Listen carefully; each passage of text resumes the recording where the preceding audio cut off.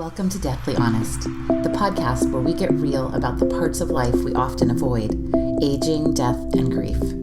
Here, we strip away the cliches, drop the euphemisms, and dive into the truths most people keep at arm's length. This isn't just a place for somber reflections. It's a raw, profound, and sometimes darkly humorous exploration of the journey we all face.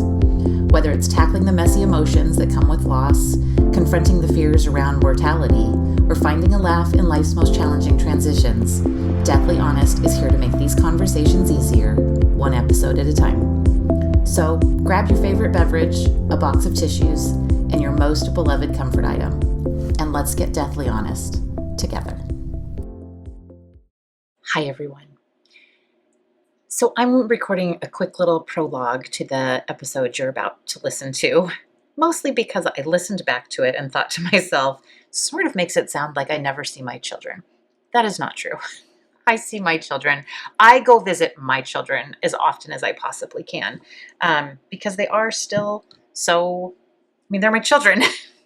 But really the episode that you're about to listen to is more about just the experience of being a mother, the continuous grief that comes with it, and the joy that comes with it. And I think that's sort of what I was trying to get across in this podcast, is that joy and grief can intermingle. They can work together.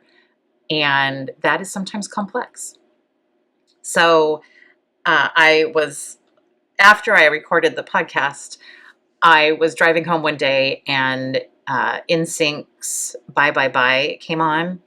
If you are my age or, not too much younger, you will probably know that song.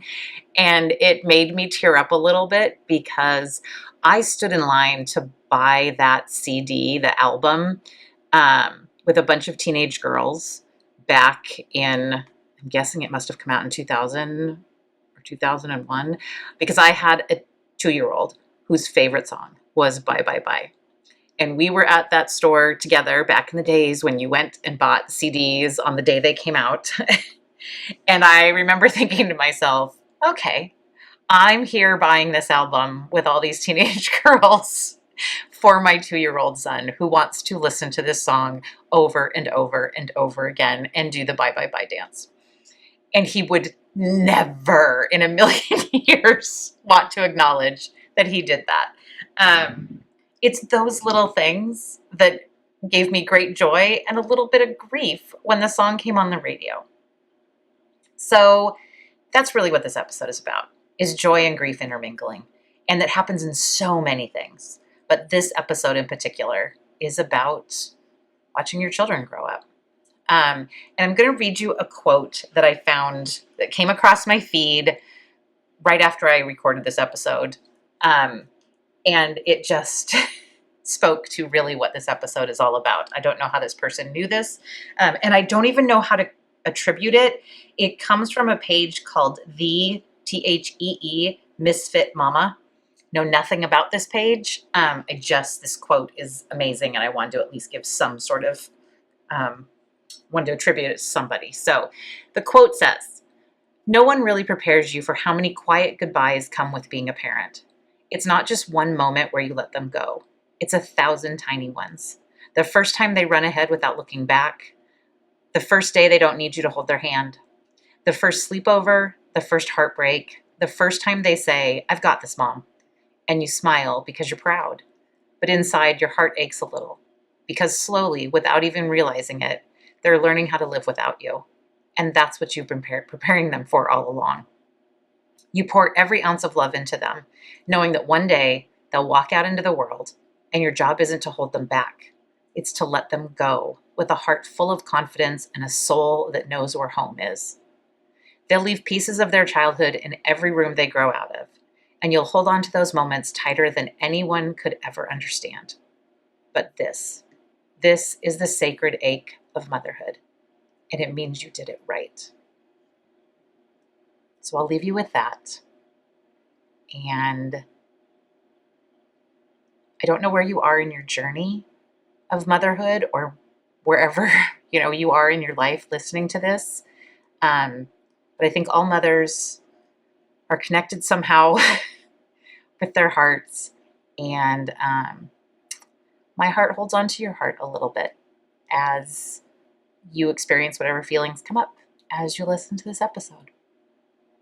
All right. I hope you enjoy it.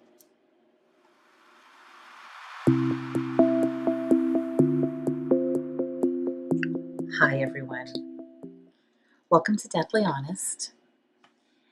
Today, I'm going to continue to build on what I've been sort of building on for the past couple of episodes. Just different ideas about grief than what sometimes we think of. Grief tends to be one of those things that people relate to death. And there's so many other things that happen over the lifetime that I believe have a big grief component. I can come up with lots and lots and lots of things. But today we're going to talk about what I like to refer to as becoming bird launchers. The more common term would be empty nester. But I heard the term, I don't know who to attribute it to, so I apologize. But I heard the term a couple of years ago, that the idea of bird launching instead of empty nesting. And I loved that because that's what we are when we have raised our children and they have gone out into the world. We've launched our birds, and it doesn't mean our nest is empty. It just means the birds that were once there have gone on to do their own things and hopefully still come back to the nest now and then. So I have two children that I birthed into the world and one that I gained via marriage, and they are 26, 24, and 23. And the two outside ones, the 26-year-old and the 23-year-old, are the ones that I birthed. And their dad and I got divorced when they were 7 and almost 4. And from that point forward, I had them to myself for most of their lives. We homeschooled. So I really had those children with me for a large portion of their lives, of their childhood. They went to their dad's every other weekend, but outside of that, they were home with me. I was working as a birth doula and a childbirth educator while I was raising them. And so I was actually home a lot. I would disappear occasionally for a long birth. But for the reality of time with my children, I had a lot of it. They didn't go to school all day. They were home with me, and we did a lot of things together. Our homeschooling journey was really about getting out there and experiencing life. And we had memberships to the zoo and memberships to the science center and all of those kind of things that we were doing all the time. And I think I told all of you a couple of episodes ago about the farmers market here locally where I live and how we did that farmers market every single Thursday, probably from the time my youngest was, we'll say 6, until he went to college when he was 19.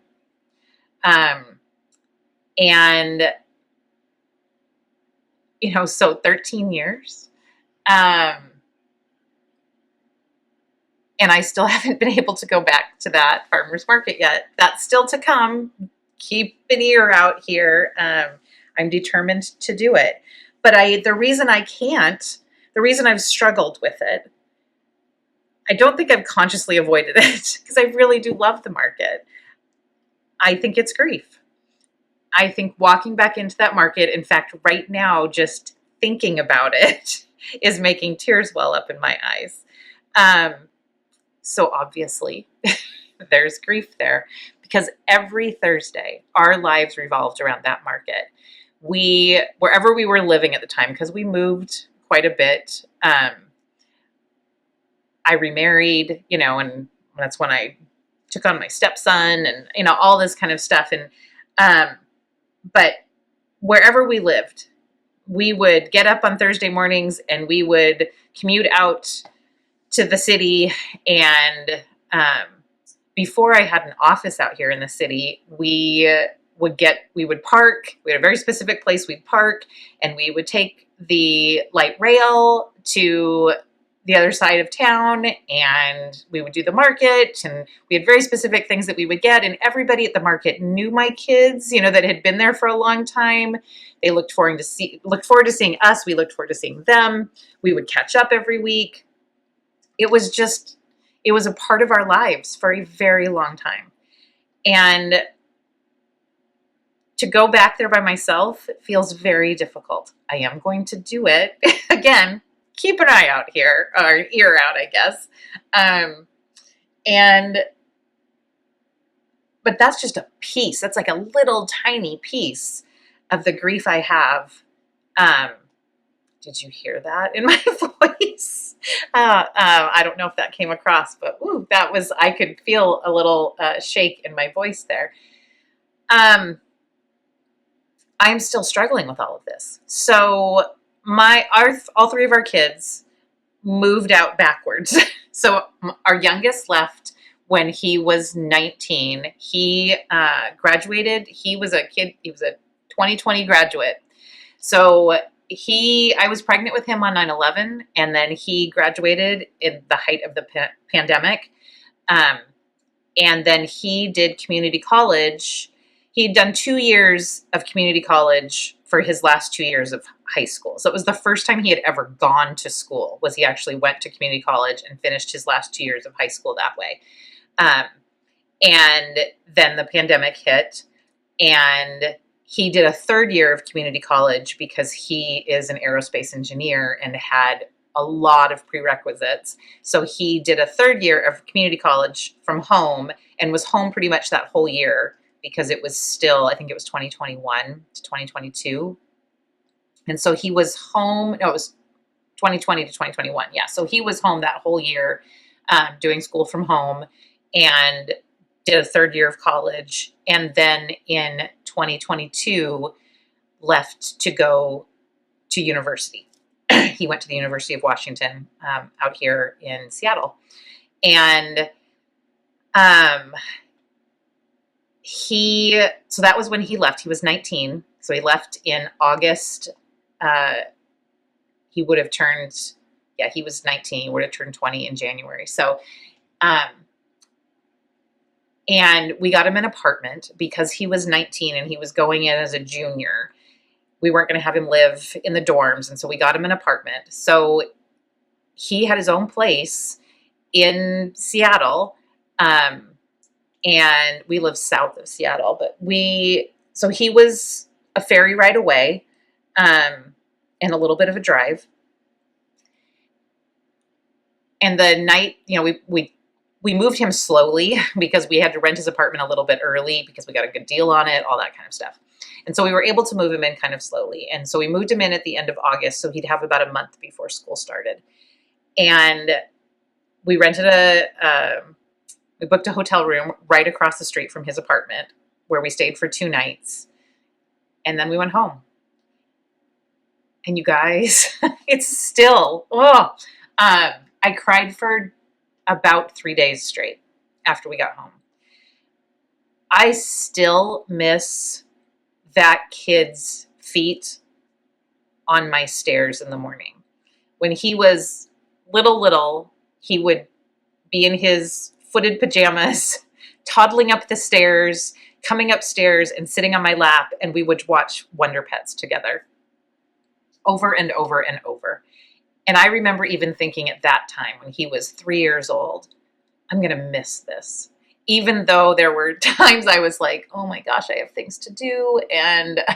But I sat and watched Wonder Pets with him until he was done watching Wonder Pets. And then he would get up and do his day, right? And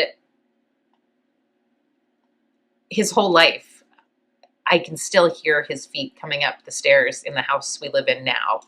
And I miss that. I just can't even tell you how much I miss it. And so when he was gone the first time, I was deep, deep, deep in grief. And I knew it was grief. I'm familiar with grief, right? Both my parents had died. This was a very familiar feeling to me. And I knew that I would stop crying.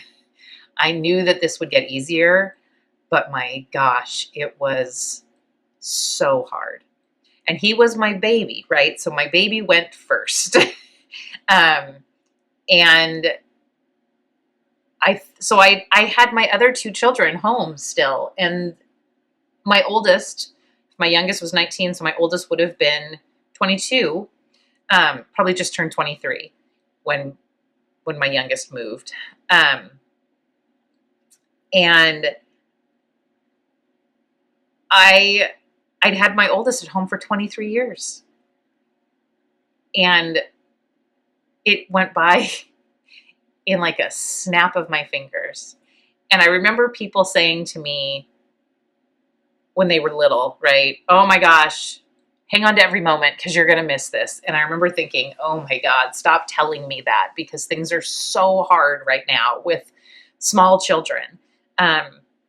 That maybe I will miss it one day, but I don't miss it right now, and it's hard right now. So I do not tell young parents, you're going to miss this, hang on to every moment, because it's hard being a parent. And I do miss it. I miss it so much, and it went by so fast. So I visited my youngest a lot the first year at school. I went out there as often as I could. I just needed to see him. And when we look back on it, he had a pretty rough transition. He's a very quiet kid and did not tell me that he was having a rough transition, but he went from being at home to being on his own and having had two siblings at home and two parents at home. And now he's just kind of on his own, living alone in an apartment. It was a nice apartment, but living alone in his apartment. And he went through some difficulties. Nothing awful, nothing as hard as I think some kids have to go through, I think it is a very big transition. And, we checked in on each other often. Well, he didn't check in on me. I didn't want him checking in on me. One of the first things I told him when we were leaving him for the night for the first time was, you're going to have to set boundaries with me. And I want you to do that. I said, I'm not going to like them, but I don't have to like them. I need you to set boundaries with me. So if I'm driving you crazy, if I'm texting too much, if I'm, too involved in your life, you get to tell me that. He never has, in part because I think I take it so seriously and I try very hard not to be so involved in his life. I did tell him that night that for a little while I was going to need him to respond to my texts fairly quickly, just so that I could have an adjustment period. And he was fine with that, and he did it. It's been, 4 years, I guess. This fall, it will be 4 years. This August, I'm recording this in July. It will be this August, will be 4 years since we did that. He graduated 2 years later, and we moved him further north, and he's living his own life. He's working in the career he worked so hard towards, and I don't get to see him that much.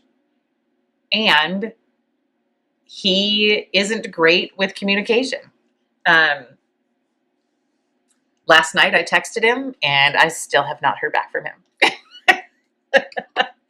And Kelli of 2 years ago would be pretty convinced he was dead. Kelli today knows he's okay and is living his own life and doing his own thing. And that's important. So let's back up again. that was the first one to leave. I think it was probably a year later that my bonus son, he had started working a job where my husband worked at the time. He was making some decent money, and it was a long commute for him. And we found him an apartment right by where he worked, also in Seattle.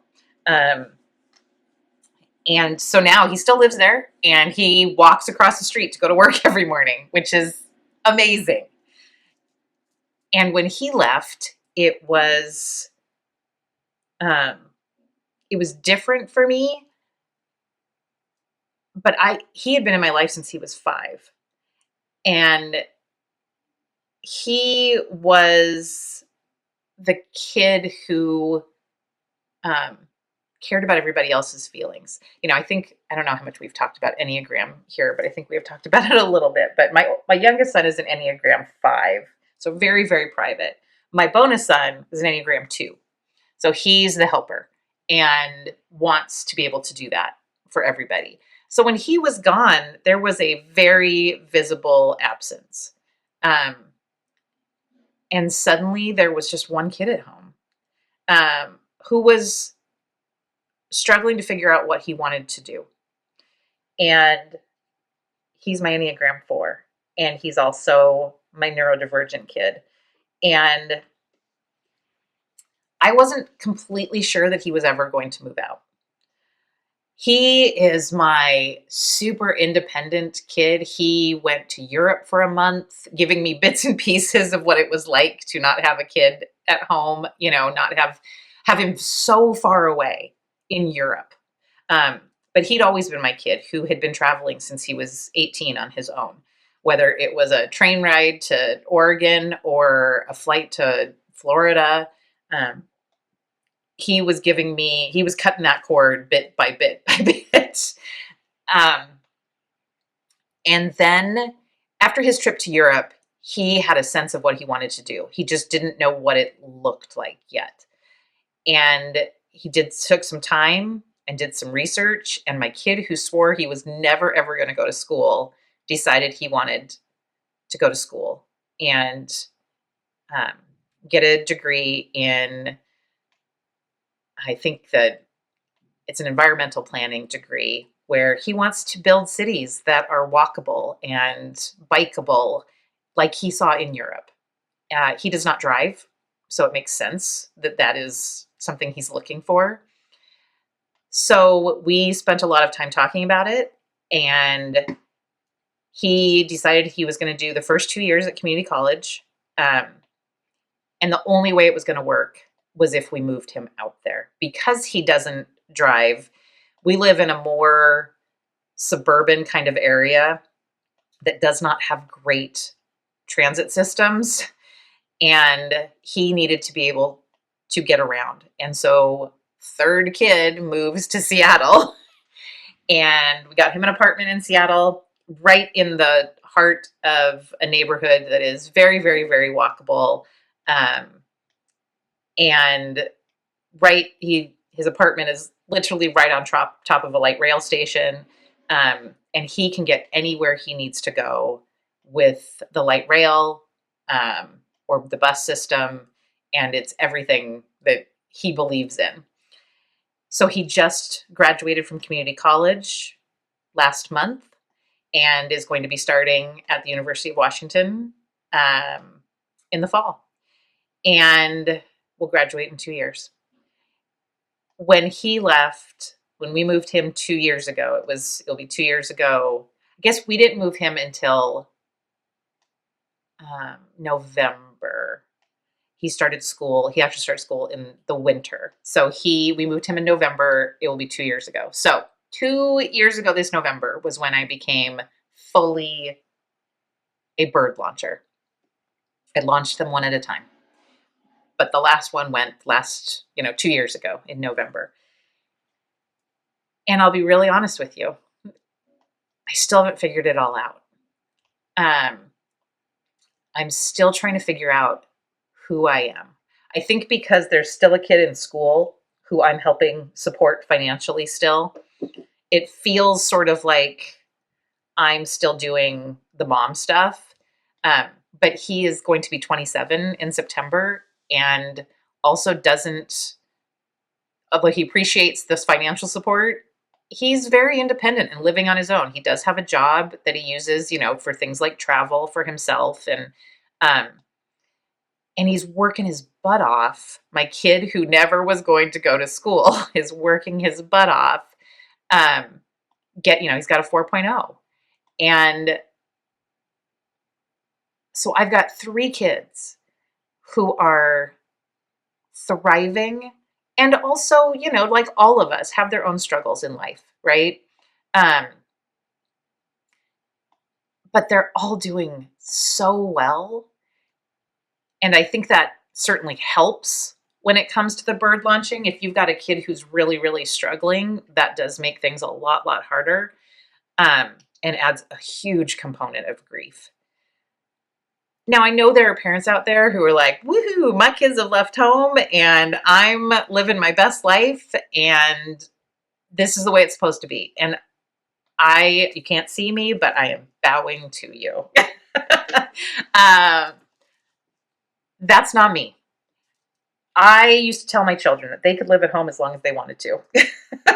I have told them that I would build tiny houses in my backyard and they could all live in tiny houses in the backyard and we could all have dinner together. Um, and I still would love that to actually be real. I adore my children. I am very confused by the fact that I had them in my lives daily for so long and now I don't. And I also understand this is exactly the way it's supposed to be. And I want this for them, deeply want this for them. And it makes me so happy to see them living their lives. And I did not realize how much I defined myself by being a mother until they were all gone. Like I said, I do think there's a little part of me that is hanging on as this last one is finishing out his last 2 years of college. That is sort of in kind of a holding pattern, kind of like, okay, well, we're still not completely done here. But I'm trying to figure out who I am outside of being a mother. And there is a large component of grief in that because a period of my life is effectively over. And I don't think I was prepared for that in a way I thought maybe I was. And I don't know how you prepare for it. I don't know what things somebody could have told me or what I could have done to have been more prepared. I knew it was coming, and yet when it happened, it just broke my heart into little pieces. In ways of both being so incredibly proud of these children and so sad for what was over. And I'm trying hard not to cry right now, just because nobody needs to listen to me sob away through a podcast. But I'm a big fan of tears, but they come across a little differently in audio when I'm trying to talk. So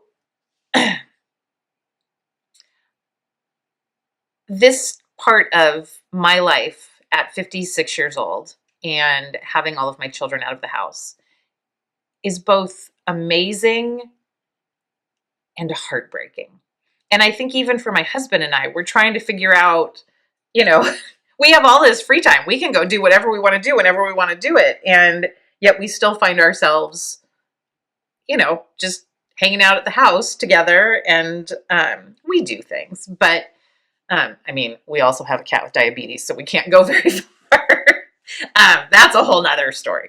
But it's a transition. It's such an immense transition. It was an immense transition when I brought home my first child in September of 1998. I remember leaving my house to go to the hospital when I was in labor, and I turned around and I looked at my house and I thought, nothing's ever going to be the same again.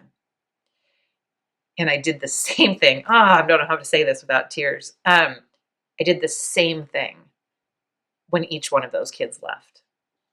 As I turned around and I looked at their rooms and I thought to myself, nothing's ever going to be the same. And when you are having a baby, you go through childbirth classes and people throw you baby showers and all of the things that kind of mark that transition. Not that we do a good job of supporting new parents. Whole nother story. But at least there is some acknowledgement of the transition. When you become a bird launcher, it just sort of happens in your own life. And I am a big proponent of bird launcher parties. Like, why aren't we having those? Why are we not having celebrations for parents when they launch their children? Or why are there not classes like childbirth classes? I'm biased. I used to teach childbirth classes. And the funny thing about being a childbirth educator is that you're teaching something to someone that you can't actually give them any absolutes on because every birth is different. It would be the same with a bird launching class, right? Some basic ideas of things to potentially prepare for. But not that I think that's a real thing. But there's not pomp and circumstance around it, circumstance. I don't know what I just said. And that makes the transition more lonely, I think. I mean, people are going through it all the time. I had a baby in 1998. There's a lot of people that had babies in 1988 who have been through this in the past several years, and then, really, they went through it probably even earlier than I did. But it feels sort of lonely. And I'm trying to figure out, I realized I don't have hobbies. I don't have anything that I do. My kids were my hobby, what I spent all of my time on. And so I've bought myself some woobles and realized crocheting probably isn't it, even though I really want it to be. And I have, for a while there, I was painting everything that wasn't moving. I've painted all the cabinets in our houses and in our house and all the doors and lots of the walls and, done a lot of updating in the house. And I like to paint furniture. And honestly, I think that is going to be something I spend a little bit more of my time on, is upscaling furniture, which I do really enjoy. And I did not know that I would enjoy that until I started doing it. I think about things like working at T-Mobile Stadium during baseball season. Now, I don't know how I would really do that with my job right now, but it's something I think about doing when I'm maybe not working. And, I am looking at things like, I'm 56. Am I going to retire at 65 or 62 or 67? Let's say I go to 67. I mean, that's 11 years. That's it. And I know how fast 11 years will go because now I know how fast everything goes. It is an enormous transition. And I know that I am someone who wears my heart on my sleeve. And I know that other people handle this transition differently than I have. But I also know a lot of people handle it the way I do, or handle it in a way that is probably more difficult for themselves and their children if you're trying to really hang on to those kids, which, no judgment. I understand. But our job is to let them go. And I've said this hundreds and hundreds and hundreds of times, whether in childbirth classes or as a doula or as a counselor, that parenting is just a whole bunch of small letting goes over and over and over and over again from the minute you birth that baby. And, I've had women in my office who have newborns who will cry when I say that because they know it's true. And each little piece of letting go prepares you for the bigger letting goes. And each one of them, for all those years, involves a piece of grief. For all the time that you're raising children. People will say, you don't know the last time that your child's going to want you to carry them somewhere. Or, the last time they call you mommy before they call you mom. And all of that is true. One day it's just different, right? My children look at me now like I looked at my parents when I was in my 20s, kind of like, okay, she doesn't fully understand technology. And they have always, I have said forever, that they have always taught me more than I think I have ever taught them. I didn't know that was going to be that way when I became a parent, but my oldest taught me that very quickly, that he had way more to teach me than I think I could have ever taught him. And that continues to this day. I look to my children to see what they can teach me as they go out and live their lives. I'm not asking them to actively teach me things. I'm watching them. I'm learning from them. They're the future. And I'm not one of those people who goes, well, I'm 56 years old and this is the way I believe and this is the way it's going to be. No, I'm the one who wants to know the things that my kids know, the things that my kids understand that weren't part of my life in my 20s. I want to learn from them. And they have so much to teach me, and they always have. So I'm continuing to do that. But one of the things I have to do in my role is make sure I'm taking care of me and that they are never taking care of me. I mean, maybe when I'm really, really old and they have to take care of me for a little bit, okay. They don't have to.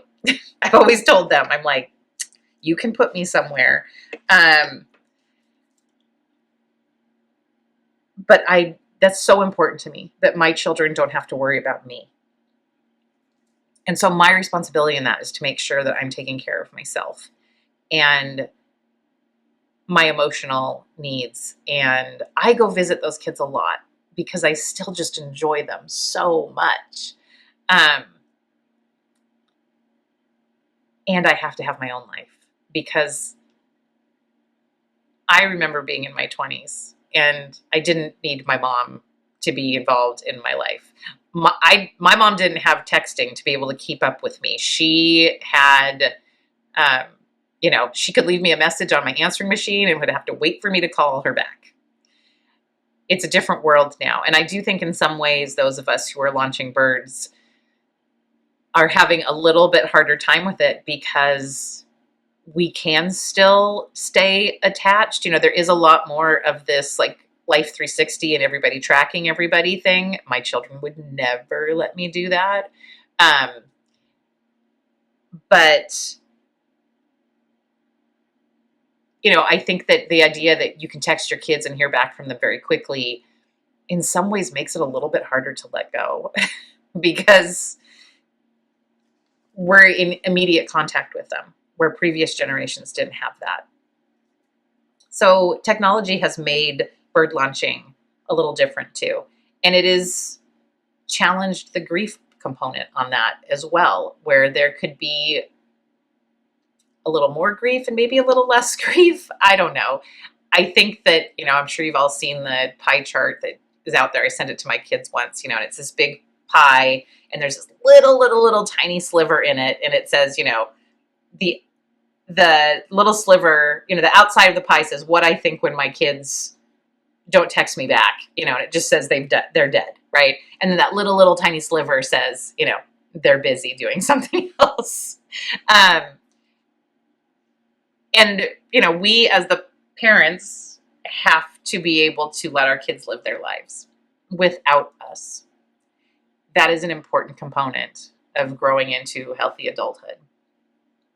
And so the grief that comes along with that, as you let your children go live those lives, it is grief of an ending, and endings come with grief often. And it's also this incredible, amazing, I don't have a word for it. I really don't even have a word for it. That's interesting. I don't have a word for the feeling it is to watch your children grow up and go live their lives. It's just incredible. And so all that to say, there's so much grief in this process and also so much potential. And those things can happen together, right? People say it all the time now, which is lovely, but two things can be true at once. This is a heartbreaking time, potentially, and at the same time, a heart-fulfilling time. And that does seem complex. So I could probably talk about this for hours and hours and hours, but I think I'm going to leave it at that for now. And I will probably have another episode building on this, maybe when I finally make it to the market, which I am going to do. This podcast is helping me make sure I do that.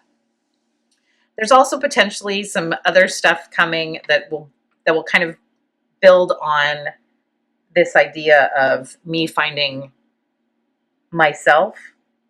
I've got a couple of things rolling around that I want to do or try.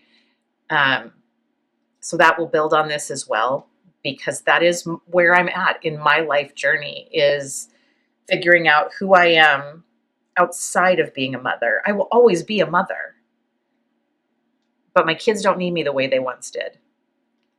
And so it's my responsibility to not sit in my grief forever with it.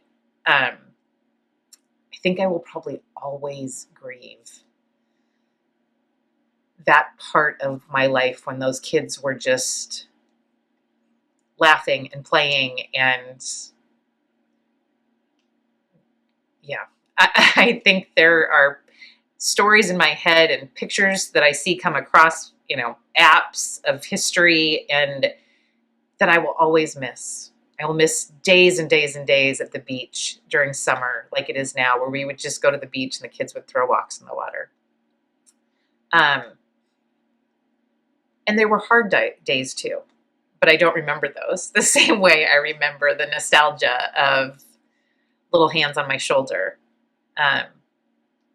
children that wanted me around, who wanted to be with me. There's a lot of grief in what is over, and it will always feel that way. And I'm building something new too. And that is powerful. So those kind of things I will probably add in to here as we continue this conversation about grief and all the different ways it shows up in our lives. So I know for some of you, maybe you didn't even get through this. You're not listening anymore, so you're not hearing me now. But if it's not part of your life right now, but maybe you do have small ones at home and you're listening to this and thinking, okay, this will be me someday, but I don't have to think about it right now. Or you are thinking about it right now. I think I was always the person that knew it was coming. And we're all different. We all have different personalities, right? So there's no right or wrong in this. This is just my experience in it. So I think I'm going to leave it there, and this will build. We'll see where the next episode goes. Like I've told you guys, I'm winging this. This is me going, what do I want to talk about in this episode? But this one I've been wanting to talk about for a while because it is very, very, very personal to me. So there will be some addition to it as far as what I am trying to do in this new stage of my life that will always come with some grief. And, grief and I, we're just teammates at this point. So we do everything together.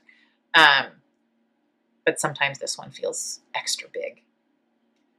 And also extra happy as I watch my children live their lives. So I look forward to catching up with you on the next episode. As always, you are welcome to leave me comments. My social media will be in the, why can't I think of words now? Because emotions. You know where to find my social media in the podcast stuff. And I'm always happy for you to reach out to me. And I am also still looking for people who maybe want to come on and talk about their own grief in their lives. So if that happens to be you, please feel free to reach out to me. I'd love to hear from you. And we'll just keep talking and grieving and taking this all one day at a time. All right, everybody, take good care.